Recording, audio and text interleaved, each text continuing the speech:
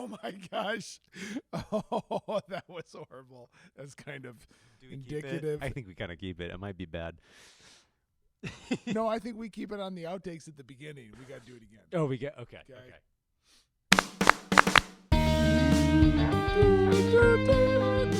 You did the breath that time. That helped me out a lot. Thank you so much. That I'm was glad. good. Hi, I'm Steve Peterson. And I'm Jack Hinkle. We're here on Chops Podcast, and we're happy that you're with us today. If you're watching on YouTube, you can see we have a new background screen.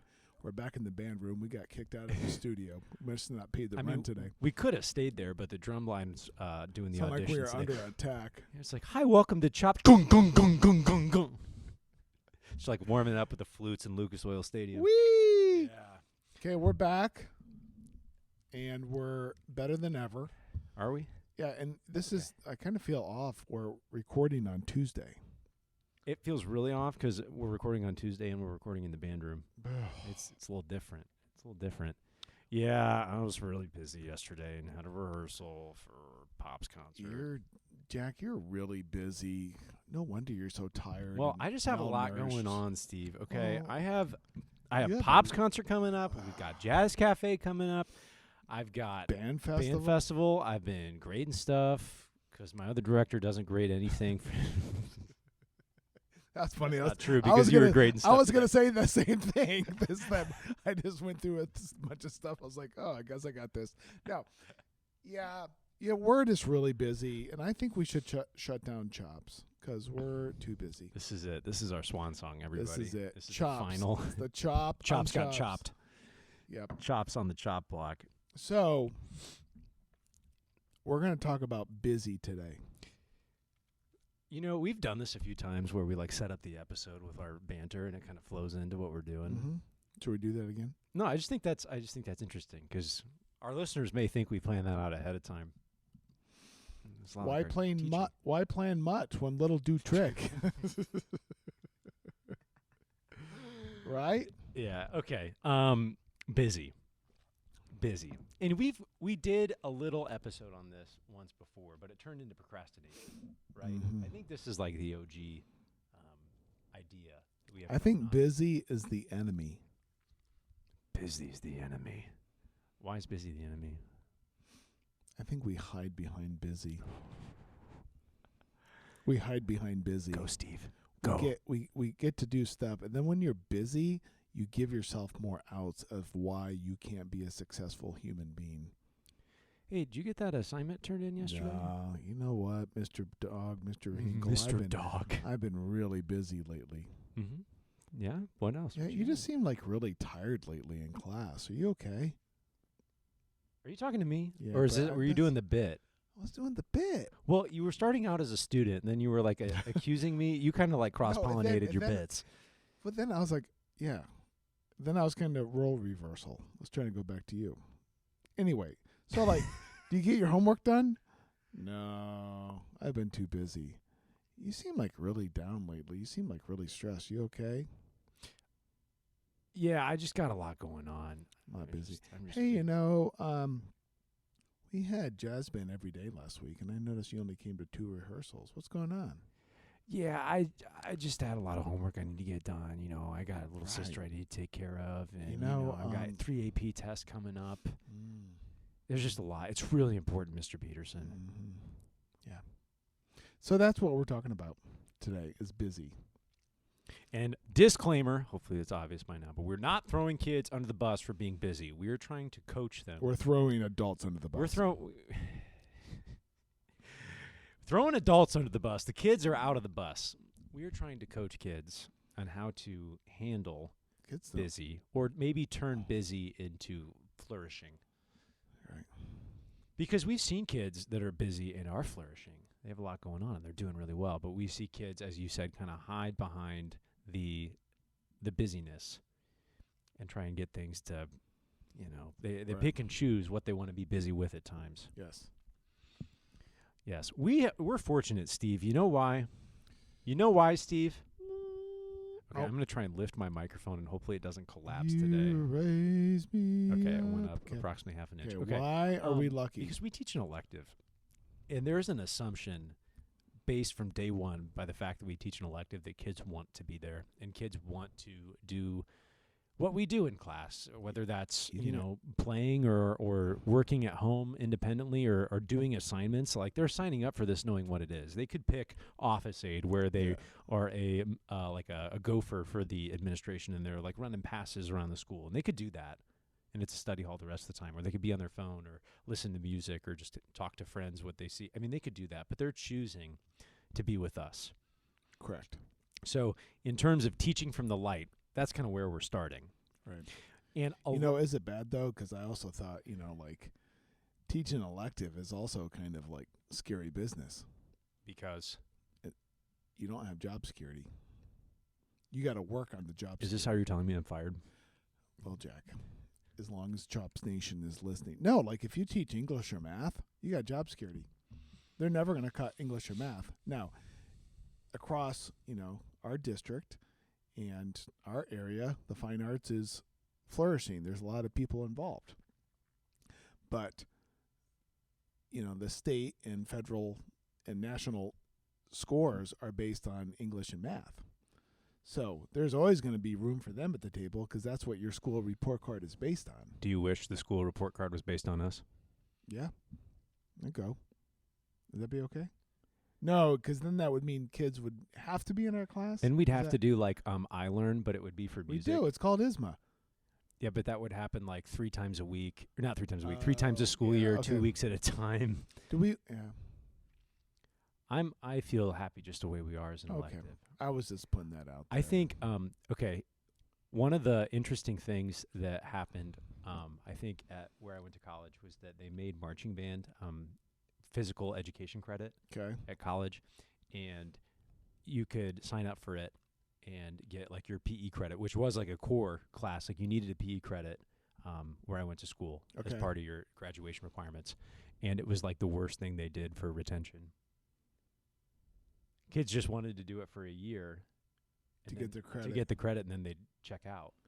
Oh. So keeping the choice as a choice, I think, is like a good thing. So I'm glad we do it as an elective, and we have a ton of kids, especially the older ones, who are involved in many different facets of the school. Mm-hmm. We have all of our kids in band.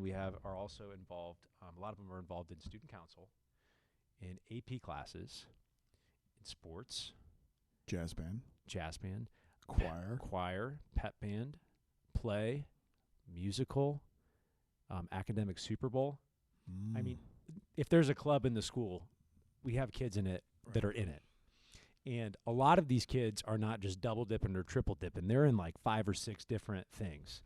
And May, during the school year, is one of the most terrifying chunks of the time. Mm-hmm. Because everything is just, I told the kids, it's like, I kind of feel like I've just had like a truck of like cement bricks dropped on me, and I Okay. imagine they're feeling like that too, because there's just so many things you have to keep track of.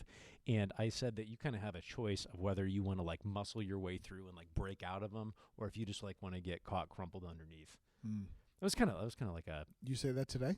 Monday, I think I said yesterday.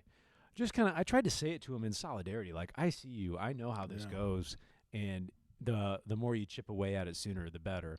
But there are just so many kids right now that are just getting like hammered by all these things going on. And this is maybe if they're a freshman or a sophomore, the first time that they're involved in all these things, they're kind of learning how to cope.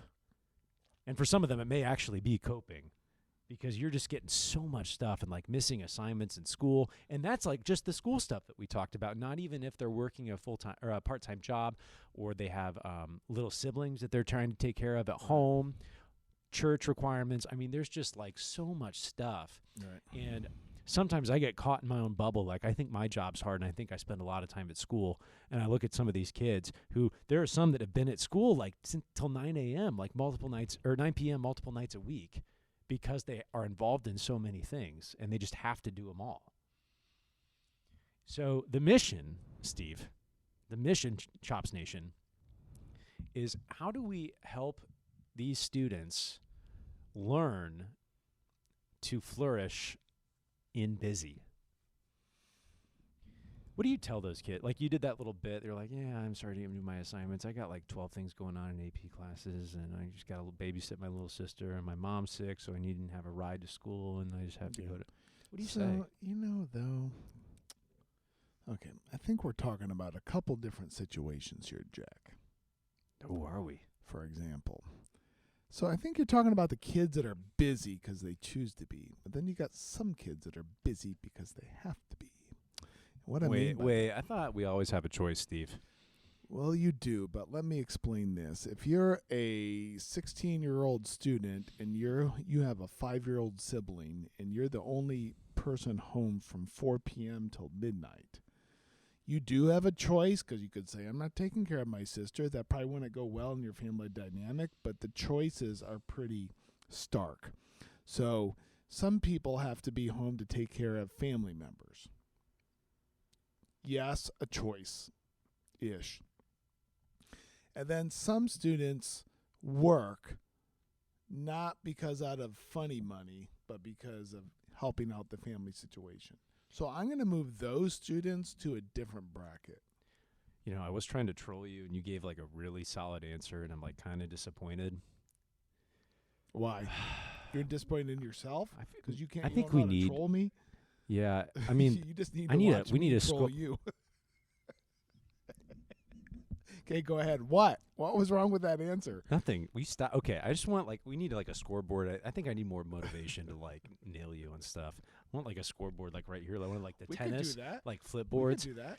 Yeah, but that'd be embarrassing Or we for could me. have like sound so- effects, like boop, boop, boop, boo, like every time you score, every time I score. Cool. We can pay the editing team to start putting in.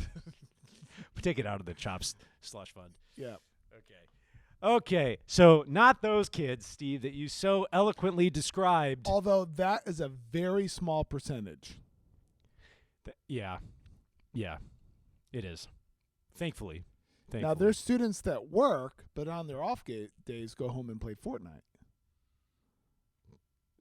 This is true. Right? What's wrong with Fortnite? I don't know. I think Fortnite seems kind of cool. Like, let's go, boys. Where are we dropping, boys? Isn't that what they say? I have no idea. No. I've played it before with my son. You play with it's it. kind of funny. Yeah. Okay. So, but the Fortnite people that go home from school and Right. they play Fortnite for X amount of hours, and Right. X has been double digits sometimes when we asked our kids. Right. We've actually asked some students. A fun one we do is play F concert if you went to bed at this time or later. Yeah. If you ever ask your students what time they went to bed or what time they wake up, Don't. you don't want to know. No. Because every class I've asked that, there's always someone that says, I didn't. Right. I'm like, what? You didn't? You didn't go to bed? And they're like, no, I was like playing video games. Like, what? I cannot. Did you ever pull an all-nighter in college? Yeah. I think I did out of necessity. But that next day, It's tough. that is horrifying. And that's what it feels like when you're 18, right? I mean, I'm not that much older, but I'm older now. I couldn't pull that off. I could not do an all-nighter. I would be so bad as a teacher. I would be pouring coffee on my hair, just hoping That it would stimulate you enough to wake just up. like the smell. Yeah, that would just and the help. burning and the boiling of the skin. Yeah, that would like- just get things moving. Yeah. So that's what we're talking about with some kids. Okay. So I think there has to be a point with those students that are choosing to be in a lot of the activities. There has to be like some kind of self-discovery that they figure out they're overbooked. It's kind of hard for them to be told that. And then they get into some kind of dilemma with the conflict of schedules. And then they realize, oh, I'm just in too much stuff. And maybe they can gather the wisdom for the next year. And then they're like, oh, I should peel back on this one. Maybe? I think that's real. I mean, I remember trying to cram myself into a lot of stuff my first year of college because I wanted to be like the yes guy. Right. I wanted that. And I was like, yeah, let me do this. Let me do this. Let me do this. And I was like in it. I was in it deep. And I was like, this is not fun. And then I think I did less. But I know what those kids, like, they want to just give themselves everything they can because they really want to push themselves. Like, it's a very noble Right. cause from what they want, because those kids just want to, like, they're a sponge and they just want to soak up all that high school can give. Right. And I think that's cool. But you're right, it does hit a breaking point that they can't hang. And it's not because they're not capable. It's just that there's just truly too much. So that's like one facet of it. Okay. Another facet, and I want a little bit of the Steve Peterson wisdom. How do you help kids who use the busy as a shield?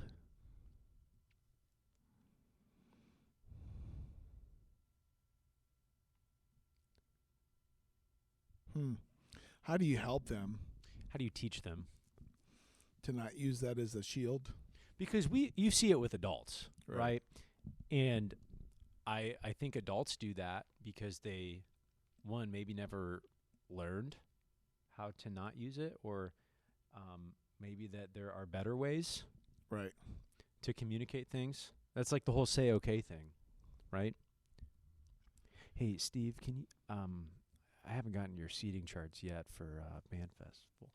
Well, Jack, I just had like 12 things going on. You know, I had to make copies before class. You know, I had 3 phone calls during my prep. It just didn't happen today, okay? Well, As you would say, let's try that again. let's back it up. What? Hey, Steve, can you send? I can get your seating chart yet for Band Festival. Okay, I'll send it to Okay. you tonight.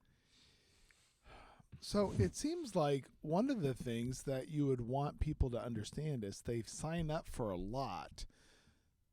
It doesn't mean the expectations are less because you sign up for more. Mm-hmm. So if you choose to do one activity or one rigorous academic class, the expectation is that you're going to do the best you can. And then if you choose to do 3 activities and 3 rigorous classes, or 5 and 5, that the standards are still the same. And that the game is not trying to do less in each one so you can maintain some kind of balance. That's not really it, because if you want to sign up for those activities, giving your best effort allows you to totally experience that activity. Like if you choose to be in volleyball and marching band, take AP Bio, and be on student council in marching band, I don't know if I already said that, but if you have all those things going on at the same time, but you only get a C in AP Bio, and you skip one marching band practice every 2 weeks, and you skip one volleyball practice every 2 weeks, you're not really having the full experience of any of those activities. You're just kind of skirting around the edge of it. So in reality, you're not really accomplishing anything at maximum, which is easier, but you're not doing what it says. And I do think there is a breaking point that you say, that we help students say, that's too much. You're doing too much. And sometimes it even involves students not doing the activity that you're involved with.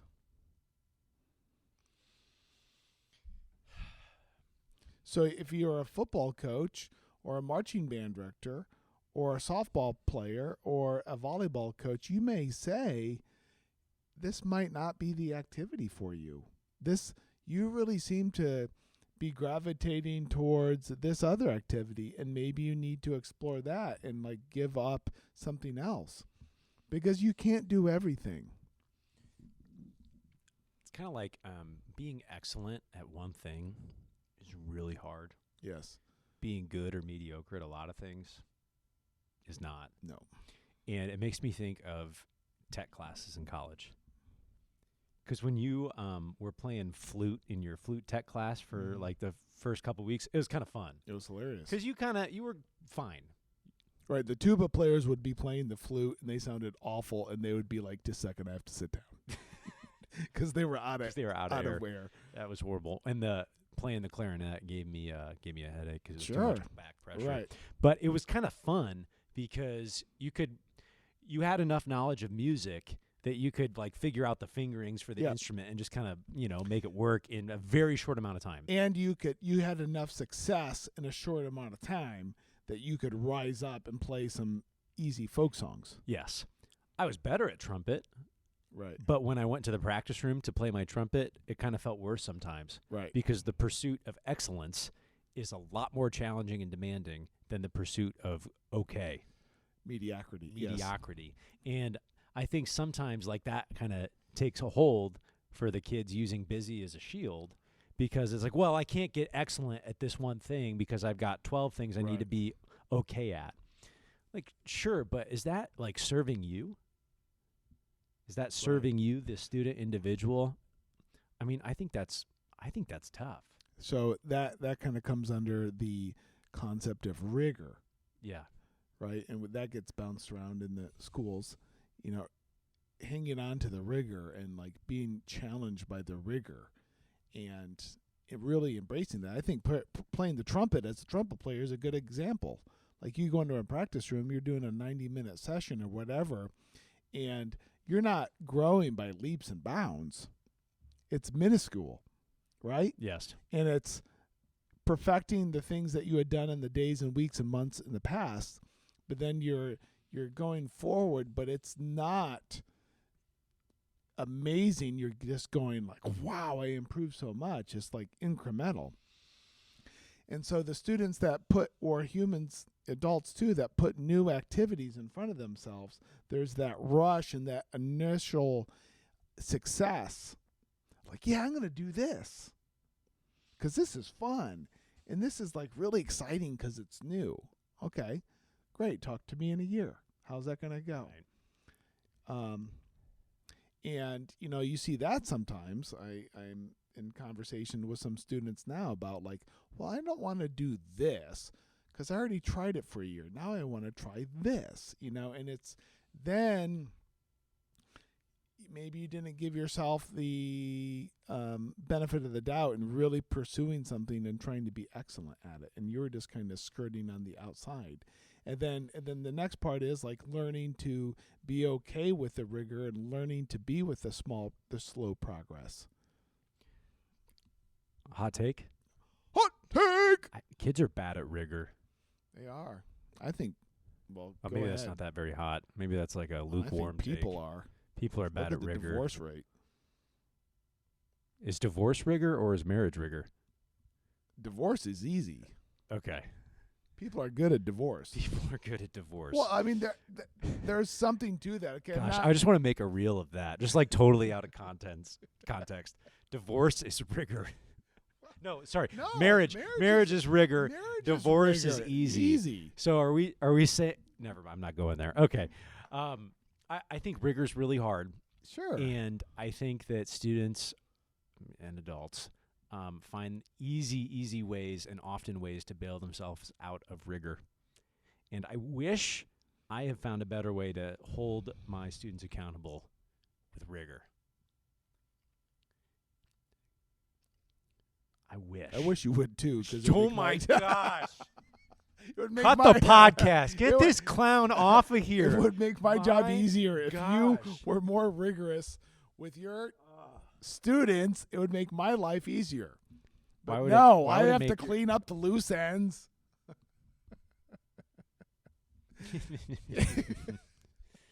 Gosh. Because that's the part of Yeah. us is that if we give our kids rigor, okay? And instruments equals practice instruments. Like that's the nature of the game. I have no control if my kids practice their instruments at home. I have no control over that. Right, All I can control is what we do in the 45 minutes that we're together in class.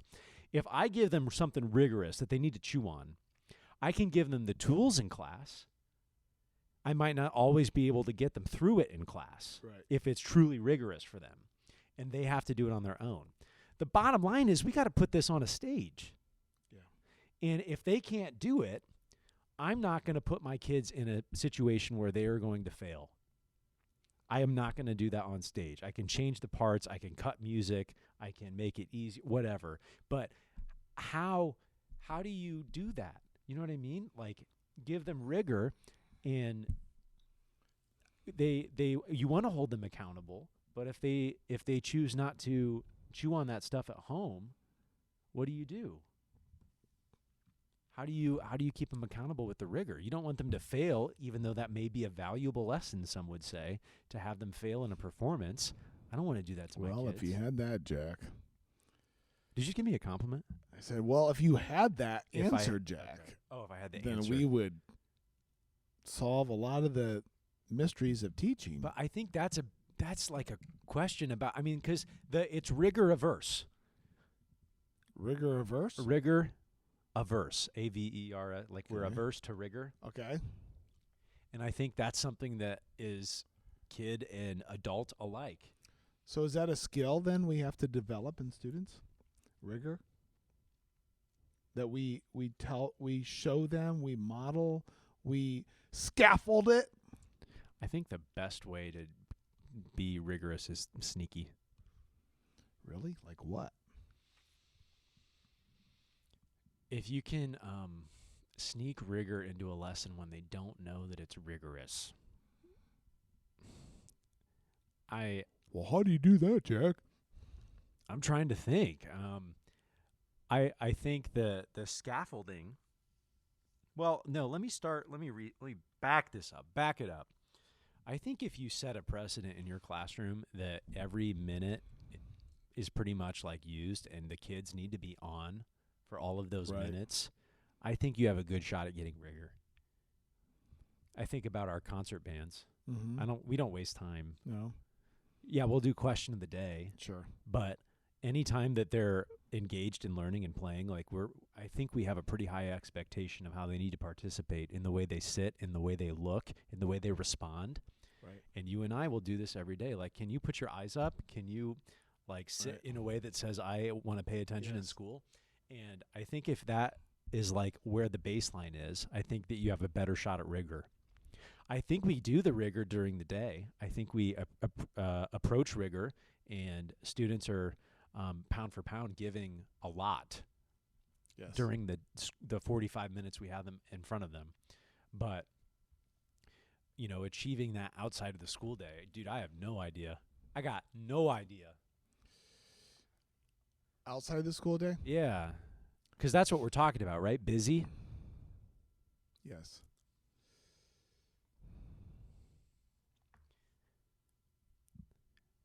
Is that innate? Is being able to handle rigor innate?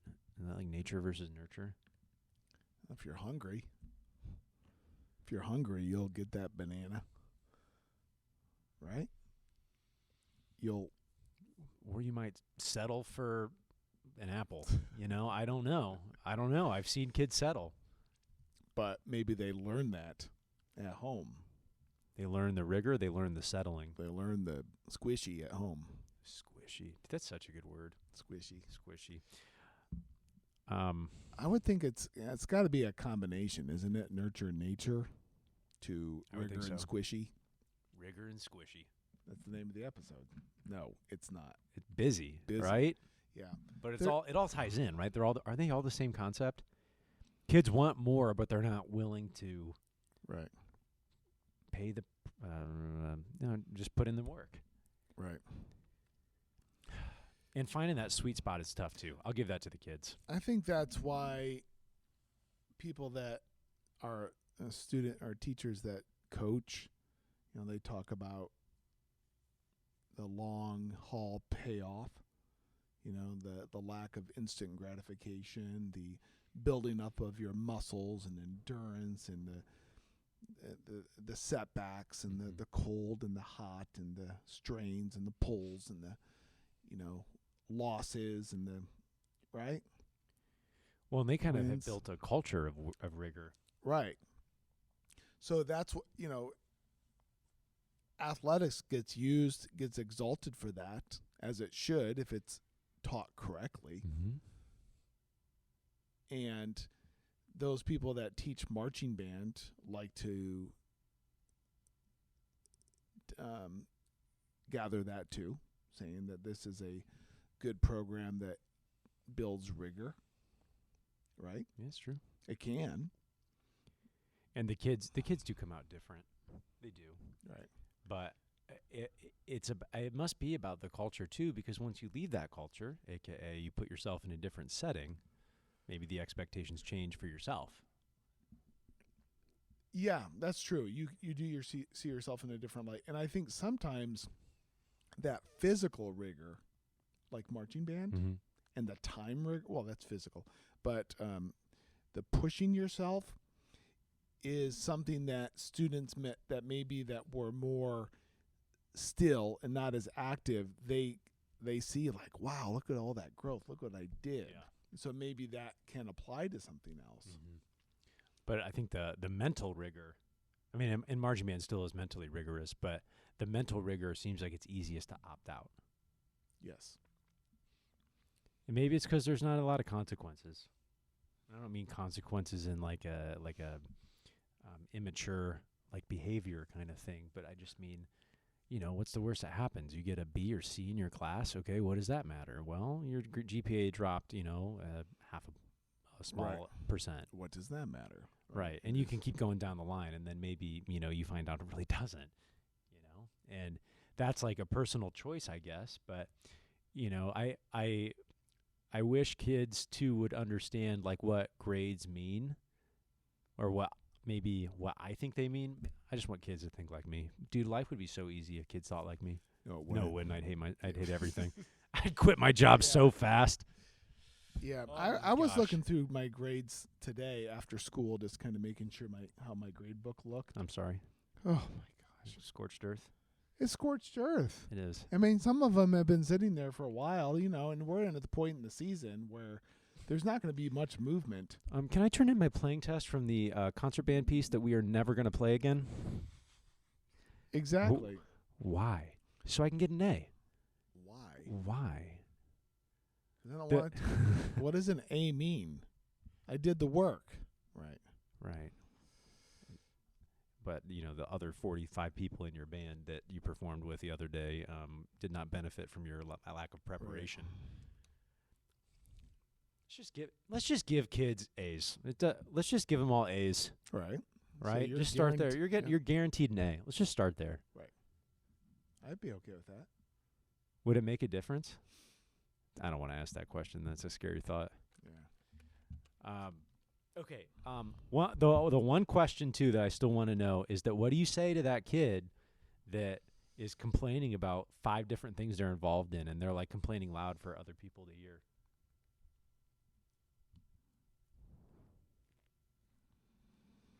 Oh, I thought, usually when you don't have something right away, you give me like a sarcastic, snarky remark. I was like ready for that, and then it didn't come, and I got kind of disappointed. I'm not going to lie. I think I've said that to students before, like out loud in class. Like I've heard a conversation that was going on, and then I've been like, that's not maybe not at that day, so it doesn't feel like it's attached to that student. But like, it's not okay to brag about like how busy you are and then how you're able to underachieve because of that. That's not okay. But that's what kids do. You're I right. know. But like I use myself. Like I don't choose to tell you how busy or not busy I am. I don't talk about that with them. And I don't go, oh gosh, well I got to go to that meeting tonight, or I got a rehearsal tonight and I didn't have time to do it. I don't do that with them. Why not? Because I think it's stupid. Because it's stupid. You sound really unintelligent when you just make excuses. And I don't want to seem unintelligent. And also, too I don't. late. Sorry. So too late for that. That was good. Jack's back on the board. Hey. But I don't want. I don't want to.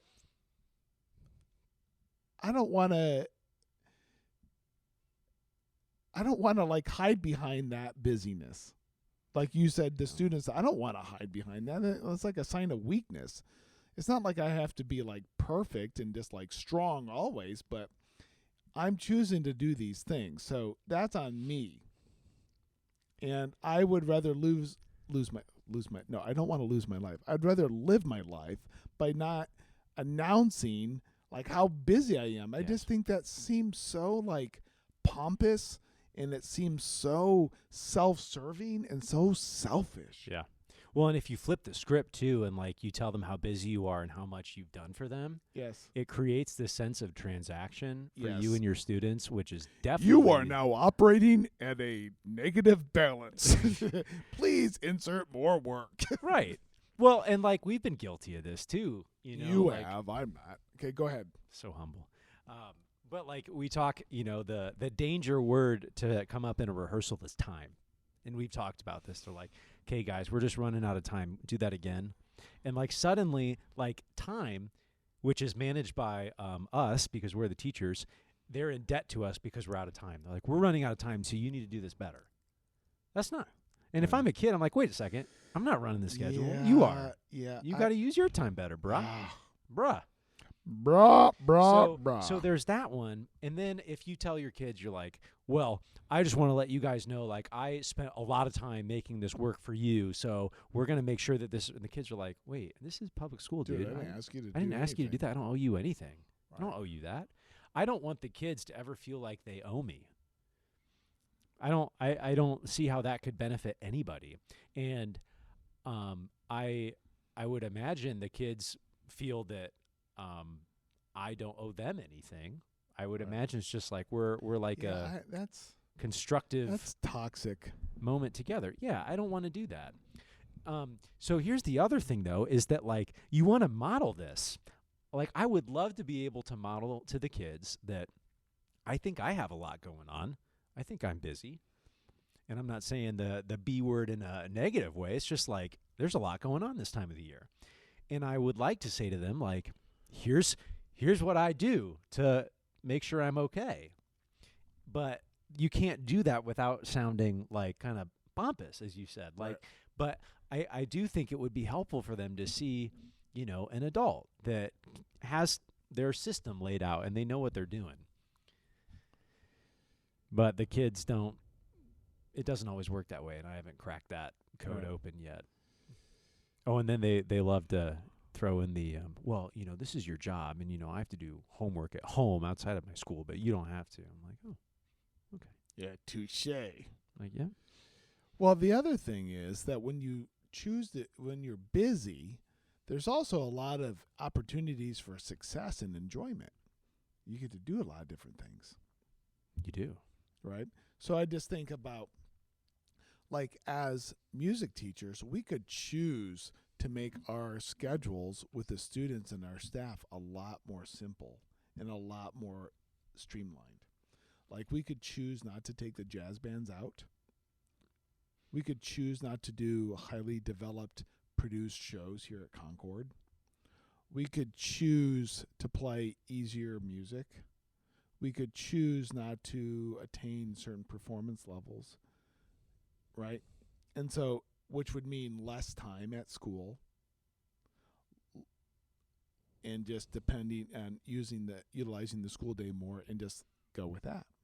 We could make it easier, but then you don't get to have those experiences that make it so memorable for so many people over generations. When you get to travel, or you get to experience some new levels of music, or you get to be a part of a highly produced show at the high school, right? And be a part of a tradition. When we did that episode after marching band, like kind of a look through Living Soil, we talked about how every kid, just like, not every kid, a lot of kids just like burst into tears as soon as the final show's done. Yeah.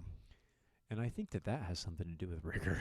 Yeah. Because I think a lot of those kids just did something they never expected they could do. And, that's something that our director, Scott Spradling, talks about a lot, is that you don't know you don't know how this goes until it's already over, and then you go, oh, right. I get it. Right. I think rigor's kind of the same way. I think busy's kind of the same way if done well. One of the beautiful things of May is that we've kind of been depositing our pennies into the piggy bank of music for the last like 3 or 4 months, and we're starting to break open the bank all over the place here in the music department. Right. We've got band festival next week, Pops, Jazz Cafe, and there's all these like end of the year performances that we get to do and experience together, and everything gets paid off at that time. And it's a really for any listeners that have had an experience that it may be musical or maybe not, it's just something that you worked really hard for and you finally achieved it. Like, that feeling is really hard to find authentically. But when you do find that, when that you have that big payoff, that's like such a rewarding feeling to say, wow, I did that. Right. And then you get it twofold or threefold based on the amount of things you're in. And to the busies listening, you know, if you kind of go not all in to everything you're doing, it doesn't, like, you get done and you've done 4 or 5 things at a mediocre to okay level. Like, why? You know, I showed the jazz band kids the logo today. Mm-hmm. They're like, oh, I like it. Cool. And the jazz band phrase this year is? All in. I think that's it, right? Right. Oh, that's it was a couple years ago. That's it. But having the kids be all into what they're doing, that's kind of been your mantra this year for jazz band. Yeah. Because if we're going to be here, let's do it. Let's do it. Let's be all in. Let's go. Experience it. Experience it. Feel the feels. Yeah. So is this about busy or is it about rigor? Well, I think if you're going to do busy well, you better be rigorous. You got a title for me? Then I could just kind of put that into one. Rigor busy. Vigorous. Bo body. Vigorous. I like it. Vigorous. What's the B stand for? Busy. Busy. I like it. Okay, well,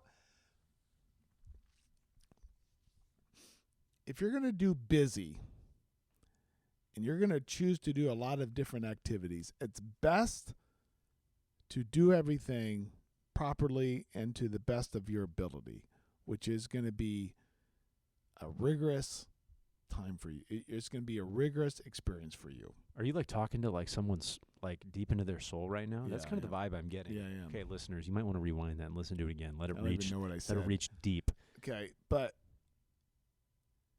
because you can fill up your time with being busy with a lot of different activities that you choose to do, and if you're just kind of bopping from one to the other, that just seems like frantic. And like when you're done at the end of the day, if it's not rigorous and you're not really achieving anything, then it's like, what's the point? What's the point? You might as well be playing Fortnite. Could you imagine doing this job and not working rigorously? This is not like self-serving, but this is like, could you imagine what it would feel like at the end of the day if you just kind of went for it like halfway? Yeah. What would that feeling be? Well, I think it would be exhausting. I think the days would go really slow. Yes. And I think it would be sad. And it would just be like first period, you're like, oh, here we go again. Here we go. You know. Groundhog Day, right? Band. And you're just watching the seconds and the minutes click by. Yeah. But, you know, it seems like in a day as a teacher, I mean, we're aware of the clock, but we're not watching every minute go by. You're like, what? Dude, I've thought about that so much. Like the job of teaching is so it's exhausting and it's hard. It's not a struggle. It's hard work. Right. But I don't feel like I'm just like I feel like it's so moving so quickly because there's so much to do. Yes, and it's like it's so exciting when you achieve things with the kids. Yes. It's hard. It's exhausting, but it's so engaging that I could not imagine doing this job at not trying my best, because that would just not be a fun experience. Right. That would not be fun. Well, that would be we're almost out of time, but Dude, we just talked about the time word, and you were already blowing that one up. We're in charge of the schedule, dude. I know, but people don't want to listen to an hour of us doing this. They don't got time for this. Is there something that you've done that you regretted, your level of rigor or your level of participation? In either direction, like too much or too little? Too little. Too little. You're like, man, I was really cheap on that effort. Dude, I was I was really satisfied with being pretty bad at guitar for a long time in my life. I was pretty satisfied with being mediocre at guitar for like a good 4 years. Okay. Then COVID happened. Then COVID hit and I got bored and I was like, I should figure this thing out by now. And then I feel like I got a lot better over time. Okay. I still feel like I'm kind of mediocre, but I feel like I'm at the upper echelon of mediocre compared to before. Okay. But I wish I would have taken that more seriously sooner. But it was easy to be mediocre at guitar because I was pretty good at trumpet. It's like I have this thing that I can feel better about. Right. But if I didn't have that, I would have been like, oh, this isn't good. But it was easy to hide behind a shield of having another thing. How about you?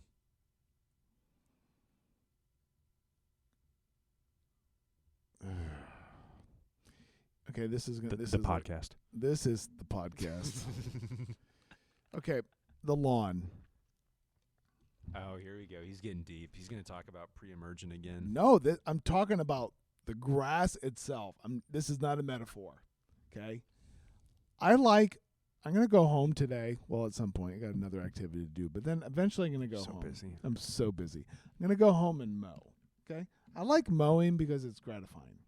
You get done, you're like, look at that. But my backyard looks great. My front yard doesn't look great. And it's just because, I don't know why. I have dead spots. I think last year I had grubs. If you have grubs, you have moles. I put the weed stuff in the fall and the nutrients and all that kind of stuff. And I got dead spots and I got mole hills and I got some weeds that came on the edge. And my effort is not totally 100% locked in on that. I don't want to spend the money all the time because, getting into stuff is a lot of money. I'm not into the time because, I don't know, I feel like it's kind of vain in some ways. It's well, and there's always a very tight window of when you can work in the yard based on your own schedule and then whatever the weather decides to do. Right. Then I'm I don't got time for that today. And then the one day that you do have time, you come home and then it starts raining. You're like, right. no, right. No, so that was my shot. I wish it was better product, but I don't feel like putting in the time. So you're saying you wish you did put in more time? I kind of, because I wish the results were better, but I'm not willing to do that. So I guess that's not high in my value list. Right? Ooh, that's good. You don't value it. No, it's not indicative of I'm not hurting anybody. It's not immoral. It's not illegal. I'm not causing harm to anybody. I'm not even putting my family at a disadvantage. So the value, you don't value the results. I do, but I just don't want to put in the time to figure it out. The time input correlated to the output does not equal good value. Correct. Okay. That's the answer. That's the answer. Input, output, value? Input, if the input is greater than the output, it's not happening. Right. If the output is greater than the input, it's happening. The output is greater than the input. The outcome is greater than the input, right? Okay. Like what?